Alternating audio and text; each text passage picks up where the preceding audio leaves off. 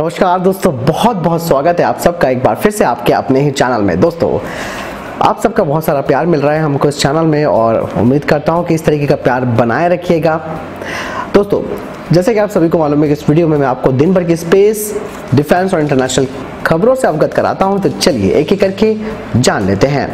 अगली खबर की बात करते हैं तो भारत और चीन को लेकर आ रही है। दोस्तों, जैसे कि आप सभी को मालूम है कि पिछले कई दिनों से स्टैंड ऑफ की गतिविधियां चल रही हैं और भारत चीन सीमा पर अभी भी तनाव की स्थिति बनी हुई है। कुछ समय पहले दोनों देशों की सेनाओं के बीच भी झड़प हुई थी। दोनों देशों की सेनाएं आमने सामने अब आ चुकी हैं। चीन ने तो भारतीय सीमा में घुसने की कोशिश शुरू कर दी थी, लेकिन भारतीय सीमा पर्याप्त सुरक्षा बल ले जाने की वजह से और तैनात किए जाने की वजह से भारतीय सेना ने स्थिति पर काबू पा लिया। हाल ही में एक रिपोर्ट आई है, उसके अनुसार चीनी सेना ने एलएसी पर गलवान नाला एरिया में मई से पहले सप्ताह में सेना की तैनाती शुरू कर दी थी। तब उसकी मंशा थी कि वो भारतीय सीमा के अंदर घुस सके। शुरुआत में तो इसे टालने की कोशिश की गई, लेकिन बाद में भारतीय सेना ने सुरक्षा बल की तैनाती कर दी। चीन के प्लान को यहाँ पर फेल कर दिया गया। सूत्रों ने कहा कि सेना तैनात करने की वजह चीनी सेना को भारतीय सीमा में ज्यादा अंदर तक घुसने में रोकने में मदद मिली। गलवान नाला एरिया में चीनी सैनिक 114 ब्रिगेड के काफी पास मौजूद हैं। पहले जब भारत ने चीन द्वारा भारतीय पोस्ट की दूसरी तरफ रोड बनाए जाने को लेकर आपत्ति जताई थी, तो चीन ने तर्क दिया था कि भारत भी तो पेट्रोलिंग पॉइंट 14 के आसपास गलवान नाला पर ब्रिज बना रहा है। अब भारत ने उस इलाके में पोजीशन KM 120 के पास सेना की करीब 2 कंपनियां तैनात कर दी हैं। सूत्रों का कहना है कि पिछले 2 से 3 सालों में DBO इलाके में जो सड़क बनाई है उसे देखकर चीन घबराया हुआ है और अब उसकी झटपटाहट साफ दिख रही है। जानकारी जो मिली है उसके अनुसार चीन की तरफ से भारत में हो रहे निर्माण की जगहों पर कई बार हेलीकॉप्टर भेजे गए हैं जो काफी नीचे उड़ते हुए दिखाई दिए थे और जिसमें भारत ने अपना विरोध भी जताया था। चीन ने LAC के पास करीबन 5000 सैनिकों की तैनाती शुरू कर दी है। भारत ने भी वहां पर भारी मात्रा में सैन्य बल तैनात कर दिया है। बता दें कि इस इलाके में 1967 के बाद अब तक एक भी गोली नहीं चली है। दोस्तों, यहाँ पे अगली खबर की बात करते हैं तो वो कश्मीर को लेकर आ रही है। दक्षिणी कश्मीर के पुलवामा जिले में गुरुवार को सुरक्षा बलों पर जैश-ए-मोहम्मद और हिजबुल मुजाहिदीन के आत्मघाती हमले की साजिश नाकाम कर दी गई।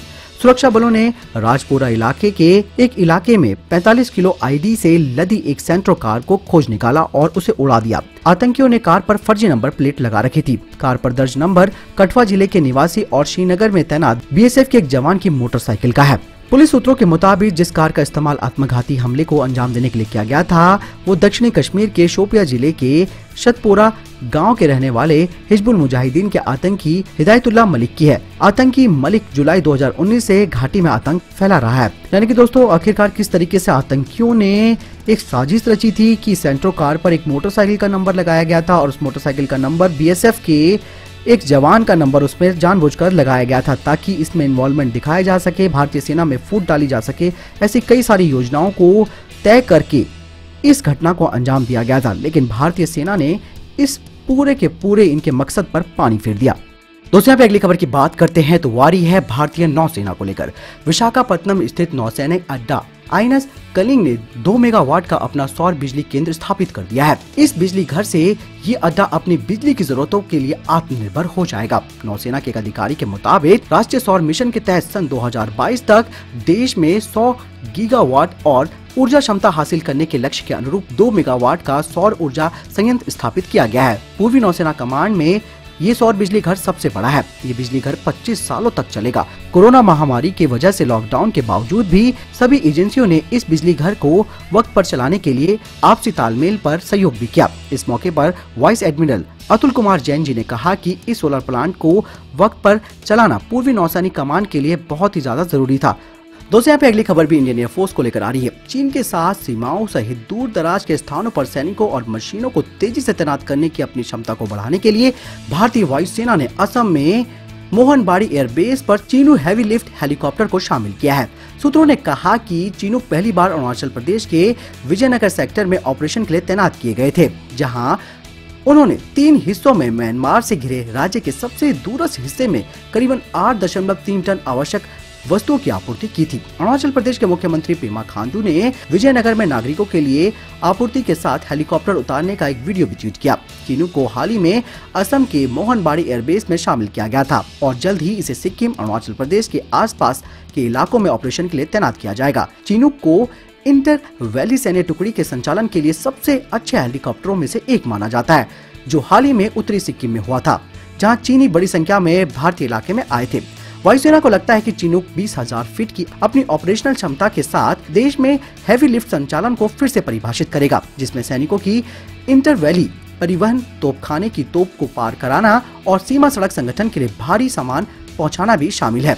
ये दूर दराज के इलाकों में या मानवीय आपदा के समय में यह हेलीकॉप्टर बेहद उपयोगी होगा। चीन को उत्तर पूर्व में चीन की सीमा के साथ ऊंचाई वाले स्थानों पर तोपखानों की तोपों के साथ तैनात करने के लिए भी इसका इस्तेमाल किया जाएगा।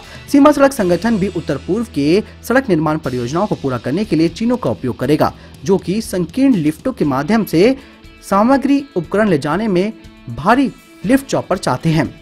दोस्तों यहाँ पे अगली खबर की बात करते हैं तो पाकिस्तान को लेकर आ रही है। आपको बता दें कि पाकिस्तान सीमा पर खुद सीज फायर का उल्लंघन करता है और पाकिस्तान ने भारत के ऊपर जासूसी ड्रोन भेजने का आरोप लगाया है। पाकिस्तान ने दावा किया है कि उसकी सीमा में दखल देते हुए भारतीय ड्रोन को मार गिराया गया है। ऐसा पहली बार नहीं है जब पाकिस्तान ने ये आरोप लगाया है और भारत पहले भी इसका खंडन कर चुका है। आपको बता दें कि पिछले साल बालाकोट में की गई एयर स्ट्राइक के बाद पाकिस्तान बौखलाया हुआ है और भारत को घेरने का मौका ढूंढ रहा है। पाकिस्तानी सेना ने बुधवार को दावा किया कि उसने नियंत्रण रेखा के पास एयरबेस का उल्लंघन करते हुए भारत के एक जासूसी क्वाडकॉप्टर को मार गिराया है। सेना के प्रवक्ता मेजर जनरल बाबर ने कहा कि ये घटना जो है वो राग चक्री सेक्टर की है। उन्होंने आरोप ये भी लगाया कि भारत का जासूसी क्वाडकॉप्टर पाकिस्तान की सीमा से 650 मीटर अंदर दाखिल हो गया था। अगली खबर की बात करते हैं वो चीन और ताइवान को लेकर आ रही है। आपको बता दें कि चीन ने ताइवान पर हमले की धमकी दे दी है, लेकिन अब जवाब उसको मिल रहा है अंतर्राष्ट्रीय कानूनों के तहत। चीन के वरिष्ठ जनरल ने बताया कि अगर ताइवान को स्वतंत्र बनाने से रोकना है तो हमारे पास सिर्फ एक ही विकल्प बचा है, वो भी हमला करने का। इस पर ताइवान ने भी कह दिया है कि अंतर्राष्ट्रीय कानूनों का वो उल्लंघन ना करे। दोस्तों यहाँ पे मैं आपको बताना चाहूंगा कि चीन का ये कदम डोनाल्ड ट्रंप के उस फैसले के बाद सामने आया है जिसमें अमेरिकी सरकार ने यानी कि अमेरिकी कांग्रेस ने संसद में सूचित किया था कि ताइवान को $18 करोड़ के उन्नत किस्म के टॉर्पीडो को वो देगा, यानी कि टॉर्पीडो की बिक्री ताइवान के साथ करेगा। अमेरिकी रक्षा सुरक्षा सहयोग एजेंसी ने बीते दिनों बताया था कि अमेरिकी विदेशी विभाग ने ताइवान को 18 MK-48 मॉड 6 टॉर्पीडो और संबंधित उपकरणों की बिक्री को मंजूरी दे दी है। इस सौदे की लागत करीबन $18 करोड़ की जताई गई है। साथ ही इसको लेकर ही चीन यहाँ पर इस वक्त काफी तिलमिलाया हुआ है और बेवजह से वो अब धमकी देने की नौबत पर आ गया है ताइवान के साथ। तो दोस्तों ये थे अभी तक की टॉप डिफेंस और स्पेस अपडेट्स। वीडियो के संबंध में कोई प्रश्न जवाब या आपका कोई सवाल है आप जरूर मुझे कमेंट सेक्शन में लिखकर पूछ सकते हैं और मैं उसका जरूर रिप्लाई करूंगा। इसके अलावा दोस्तों आप मुझे फेसबुक और इंस्टाग्राम पर भी फॉलो जरूर कीजिएगा, वहां भी मैं अपडेट्स देता रहता हूँ। फिलहाल इस वीडियो के लिए इतना ही, मिलता हूँ नए वीडियो के साथ, तब तक के लिए जय हिंद, जय भारत।